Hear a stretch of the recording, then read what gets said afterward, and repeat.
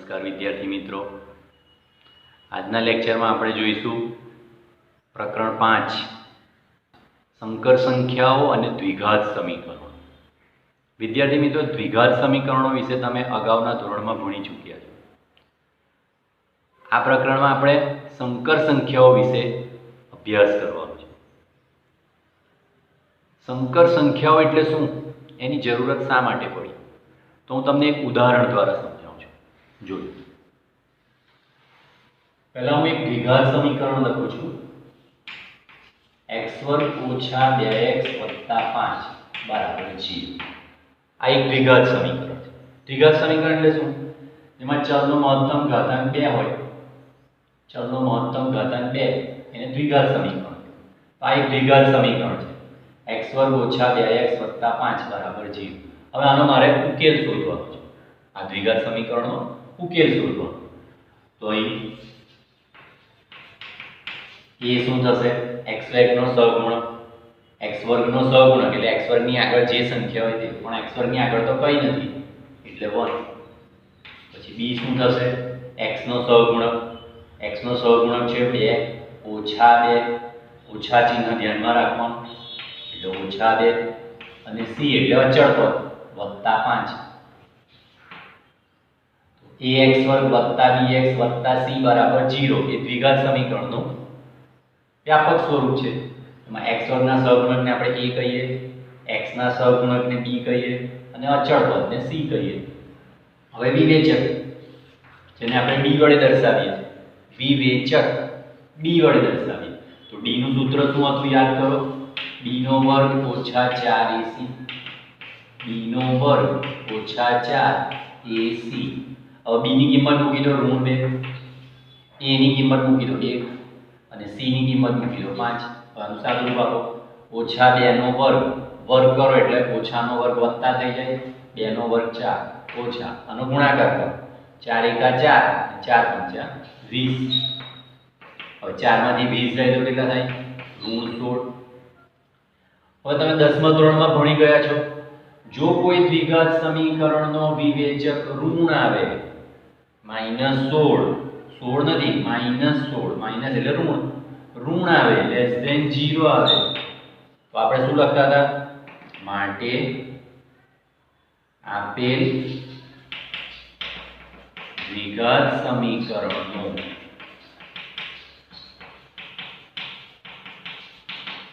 વાસ્તવિક બીજ ન મળે એટલે કે અસ્તિત્વ ધરાવતા નથી। વાસ્તવિક બીજને આપણે ઉકેલ પણ કહીએ, બીજને આપણે ઉકેલ પણ કહેતા હતા।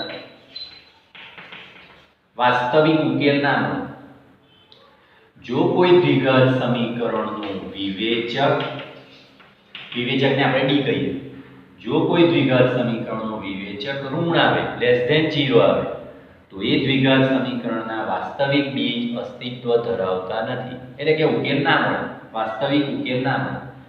તો આ પ્રકારના દ્વિઘાત સમીકરણ કે જેના વાસ્તવિક બીજ અથવા ઉકેલ અસ્તિત્વ ધરાવતા નથી, તો એના ઉકેલ મેળવવા માટે આપણને આ સંકર સંખ્યાની જરૂર પડી। વાસ્તવિક ઉકેલ જ્યારે ના મળતા હોય દ્વિઘાત સમીકરણના, ત્યારે એવા સમીકરણોના બીજ શોધવા માટે આપણને સંકર સંખ્યા શોધવાની જરૂર પડી। તો એમાં આપણે શું કરવાનું છે તે જુઓ। હવે -1 નું વર્ગમૂળ એને i લઈએ, આ એક કાલ્પનિક સંખ્યા છે। આપણે એ ભણી ગયા કે કોઈ પણ ઋણ સંખ્યાનું વર્ગમૂળ અસ્તિત્વ ધરાવતું નથી વાસ્તવિક સ્વરૂપમાં, પણ જો ઋણ 1 નું વર્ગમૂળને આપણે i તરીકે સ્વીકારીએ, i એક કાલ્પનિક સંખ્યા છે, i તરીકે સ્વીકારીએ તો બંને બાજુ વર્ગ કરો તો આનો વર્ગ કરો તો -1 થાય, અને i નો વર્ગ કરો તો i² થાય। તો i² બરાબર ઋણ 1।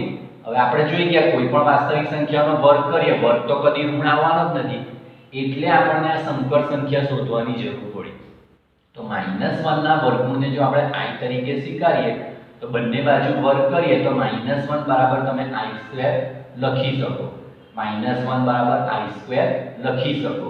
તો હવે અહીંયા જુઓ, આપણો વિવેચક શું હતો, b બરાબર -16। હવે ઋણ 16 ને આપણે આવી રીતે લખી શકીએ 16 ગુણ્યા ઋણ 1 તો થાય ને ઋણ 16 એટલે 16 ગુણ્યા ઋણ 1 આ બેનો ગુણાકાર કરો તો 16 એકા 16 અને ઋણ તો છે એટલે ઋણ 16.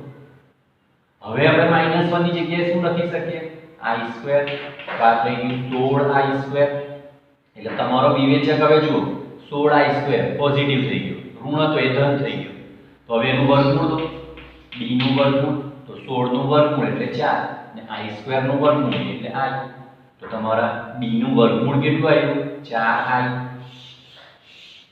4i. હવે સમીકરણના બીજ કયા હતા યાદ કરો સમીકરણના બીજ એનું સૂત્ર હતું આપણી પાસે x બરાબર -b ± વર્ગમૂળમાં d upon twice a. હવે કિંમત મૂકી દો માઈનસ b કેટલો છે આપણી પાસે ઋણ 2 વત્તા ઓછા વર્ગમૂળમાં d નું મૂલ્ય આપણી પાસે છે 4i એટલે અહીંયા સીધું 4i લખી દઈએ આપણે વર્ગમૂળમાં d એટલે 4i છેદમાં 2a એની કિંમત છે આપણી પાસે 1 તો એ મૂકી દઈએ. હવે આનું સાદું રૂપ આપો ઓછા ઓછા વત્તા 2 વત્તા ઓછા 4i ભાગ્યા 2 એકા 2. હવે ઉપરથી 2 કોમન કાઢીએ 2 કોમન 1 ± 2i upon 2 એવું રહી ગયું બાકી વધ્યા 1 ± 2i. તો આ સમીકરણના બીજ થઈ ગયા જો સમીકરણના બીજ પણ આ કેવા બીજ આવ્યા વાસ્તવિક નથી કેમ કે એમાં તો i આવ્યો અને i તો આપણે કાલ્પનિક સંખ્યા તરીકે સ્વીકારેલું છે. તો આ 1 ± 2i જે સમીકરણના બીજ આવ્યા એને આપણે સંકર સંખ્યા તરીકે ઓળખવાની છે. કયા તરીકે સંકર સંખ્યા તરીકે. તો હવે તમને ખ્યાલ આવ્યો હશે વિદ્યાર્થી મિત્રો કે સંકર સંખ્યાની જરૂરત શા માટે પડી. આપણી પાસે જ્યારે આટલી બધી સંખ્યાઓ હતી પ્રાકૃતિક સંખ્યાઓ પૂર્ણાંક સંખ્યાઓ અસમય સંખ્યાઓ સમય સંખ્યાઓ વાસ્તવિક સંખ્યાઓ આટલી બધી સંખ્યાઓ હતી તો આપણને સંકર સંખ્યાની જરૂર શા માટે પડી. તો આ મેં તમને સમજાવ્યું કે દ્વિઘાત સમીકરણનો વિવેચક જ્યારે ઋણ આવે ત્યારે તેનો વાસ્તવિક ઉકેલ ના મળે વાસ્તવિક બીજ ના મળે. હવે આ દ્વિઘાત સમીકરણનો ઉકેલ શોધવો હોય તો -1 ના વર્ગમૂળને i તરીકે સ્વીકારીએ જ્યાં i એક કાલ્પનિક સંખ્યા છે આપણે કલ્પના કરેલી છે તો એનો વર્ગ i નો વર્ગ કરો તો ઋણ 1 થાય. હવે જે વિવેચક આપણો ઋણ હતો એમાં ઋણ 16 બરાબર 16 ગુણ્યા ઋણ 1 લખી શકાય અને ઋણ 1 એટલે તો i² છે તો આપણો વિવેચક ધન થઈ ગયો જો 16i² બંને ધન સંખ્યાઓ છે. તો હવે એનો ઉકેલ મળશે કેમ કે d તમારો વિવેચક તમારો ધન થઈ ગયો. હવે એનું વર્ગમૂળ દો તો 16 નું વર્ગમૂળ 4 ને i² નું વર્ગમૂળ i. હવે સમીકરણના બીજનું સૂત્ર શું હતું x બરાબર -b ± √d upon twice a. આ દ્વિઘાત સમીકરણના બીજ છે. સમીકરણ એટલે દ્વિઘાત સમીકરણ દ્વિઘાત દ્વિ એટલે બે ને ઘાત એટલે ઘાતાંક. જે સમીકરણમાં ચલનો મહત્તમ ઘાતાંક 2 હોય એને દ્વિઘાત સમીકરણ કહીએ. તો એના બીજનું સૂત્ર હતું -b ± √d upon twice a. હવે a અને b ની કિંમત મૂકી દો વર્ગમૂળમાં d તો છે જ આપણી પાસે 4 એનું સાદું રૂપ આપો એટલે તમને બીજ મળી ગયા. પણ આ બીજ વાસ્તવિક સ્વરૂપે નથી મળતા. જો વાસ્તવિક એટલે એમાં તો વાસ્તવિક સંખ્યાઓ જ હોવી જોઈએ. અહીંયા તો i આવ્યો અને i ને તો આપણે કાલ્પનિક સંખ્યા તરીકે સ્વીકારીએ. તો આ 1 ± 2i જે બીજ આવ્યા સમીકરણના એને આપણે સંકર સંખ્યાઓ તરીકે સ્વીકારવાની છે. બરાબર ને. તો આ સંકર સંખ્યાઓની જરૂરત શા માટે પડી તેની વાત થઈ. હવે આપણે કાલ્પનિક સંખ્યા i પર આધારિત જુદી જુદી કિંમતો શોધવાના દાખલાઓ જોઈશું. જોજો કાલ્પનિક સંખ્યા i આપણે અગાઉ વાત કરી એ પ્રમાણે i એટલે આપણે શું લીધું -1 નું વર્ગમૂળ. બરાબર છે. હવે જોજો હું i નો વર્ગ કરું તો -1 ના વર્ગમૂળનો વર્ગ કરીએ એટલે વર્ગમૂળ નીકળી જાય એટલે -1 એટલે i ના વર્ગની કિંમત આવી -1. હવે જોજો i નો ઘન હોય તો વર્ગને બદલે 3 ઘાત હોય તો શું કરવાનું તો તમારે જ્યારે એકી ઘાત આવે ને એકી ઘાત ત્યારે તમારે એમાંથી એક ઘાતને અલગ કરી દેવાની એટલે i² અને ગુણ્યા i ની 2 ઘાત છે અને i એટલે 1 ઘાત ગણાય ને તો આ 2 ઘાત વત્તા 1 ઘાત આધાર સરખો ગુણાકારનો સંબંધ ઘાતાંકોનો સરવાળો એટલે 2 વત્તા 1 એટલે 3 ઘાત એટલે જ્યારે તમારી પાસે એકી ઘાત હોય ને ત્યારે તમારે એક ઘાત છૂટી કરી નાખવાની, એટલે 3 માંથી એક ઘાત કાઢી નાખો એટલે બે ઘાત વધશે ને, એટલે i² ગુણ્યા i થઈ. હવે i² ની કિંમત તો તમારી પાસે છે, કેટલી છે? આ રે i² ની કિંમત -1 અને ગુણ્યા i ની એક ઘાત એટલે i. તો હવે આ બેનો ગુણાકાર કરો, -1 ગુણ્યા i એટલે -i. તો i³ ની કિંમત કેટલી થશે? -i. એવી જ રીતે જોજો i ની 4 ઘાત હોય તો, હવે બેકી ઘાત હોય ને તો તમારે એક ઘાત છૂટી નહીં પાડવાની. બેકી ઘાત હોય તો તમારે શું કરવાનું? i² એનો સ્ક્વેર 4 ના અડધા કરી દો એટલે 2 થશે ને, તો આ 2 દુ 4 ઘાત, i ના વર્ગનો વર્ગ, વર્ગનો વર્ગ એટલે 2 ગુણ્યા 2 4 ઘાત.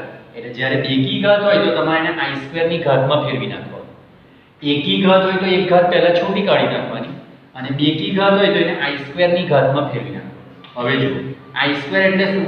તો કે -1 અને એનો વર્ગ તો છે. હવે -1 નો વર્ગ કેટલો થાય? આપણે જોઈ ગયા, આ તો વાસ્તવિક સંખ્યા છે. માઈનસ નો વર્ગ કરો એટલે પ્લસ, પ્લસ અને 1 નો વર્ગ તો 1 જ આવશે, એટલે i ની 4 ઘાત હોય તો +1. જોજો પાછું i એટલે -1 નું વર્ગમૂળ, i² હોય તો -1 થાય, i³ હોય તો -i થાય, i ની 4 ઘાત હોય તો +1 થાય. એવી જ રીતે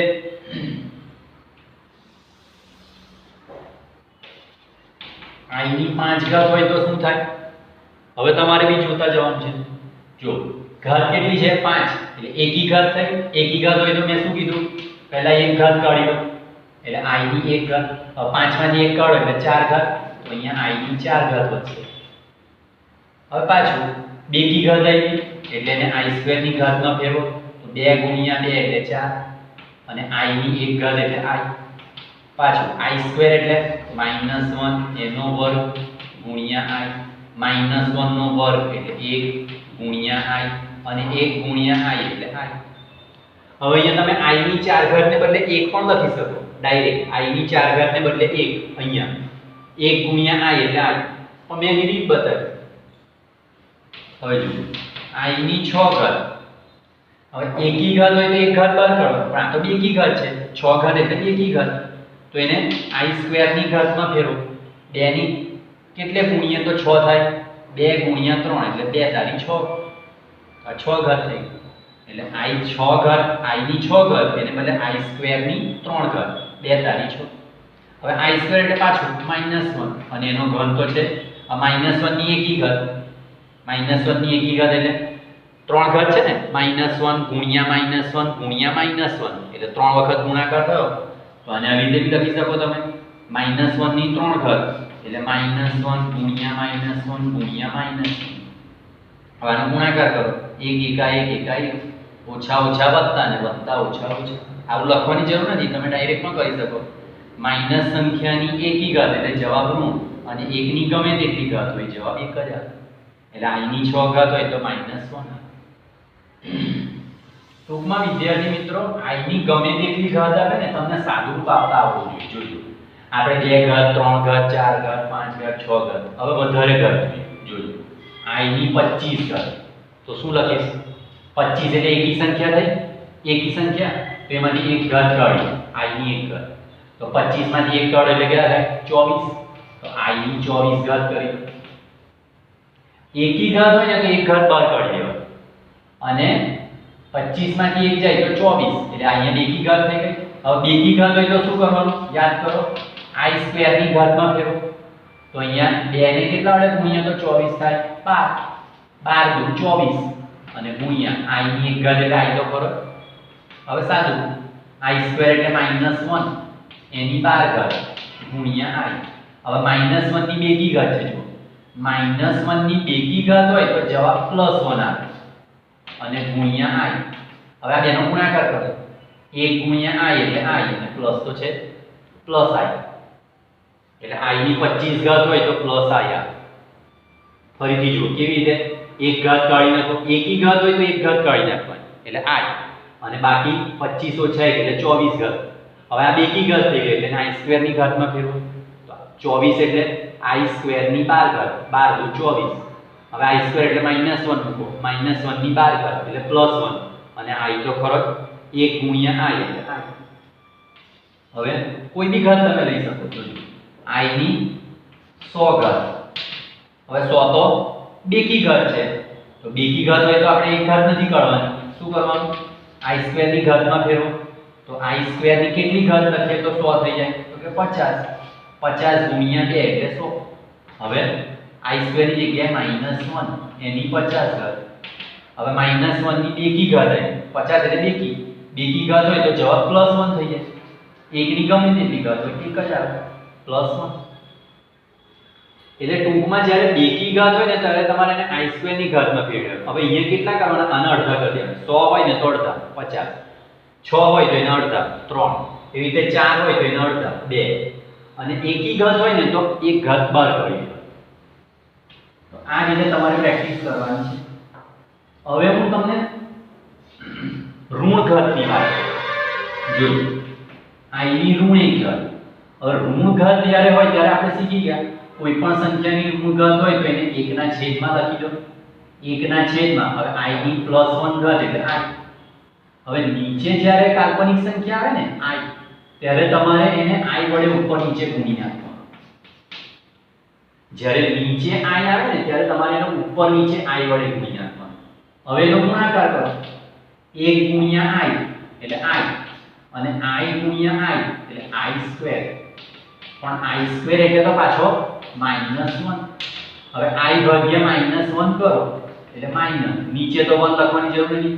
કોઈ પણ સંખ્યાને 1 વડે ભાગો એટલે સંખ્યા એ પોતે જ આવશે i, અને આ માઈનસ છે એટલે -i. એટલે જ્યારે ઋણ ઘાત હોય ને તો પહેલા એને 1 ની નીચે ધન ઘાત બનાવી દો.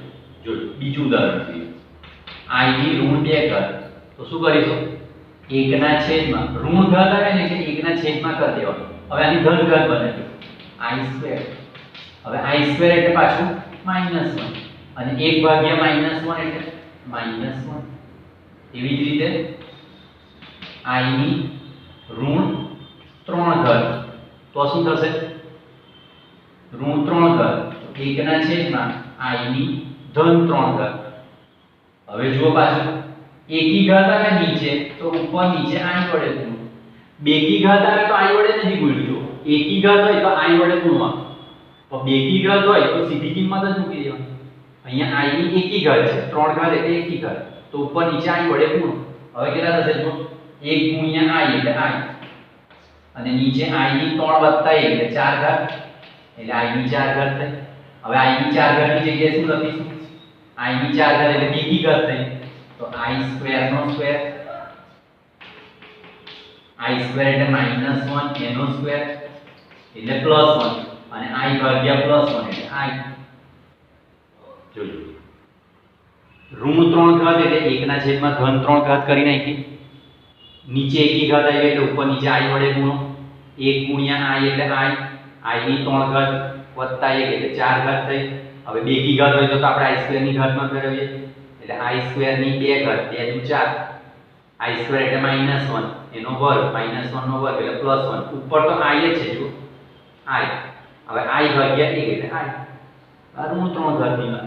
એવી જ રીતે આપણે કોઈ પણ ઋણ ઘાત માટે તમે લખી શકો. જોજો i ની ઋણ 11 ઘાત. ઋણ 11 ઘાત એટલે પહેલા શું કરવાનું? 1 ના છેદમાં i ની ધન 11 ઘાત કરી નાખવાનું. ઋણ ઘાત હોય તો એને 1 ના છેદમાં લખીને ધન ઘાત કરી દેવાનું.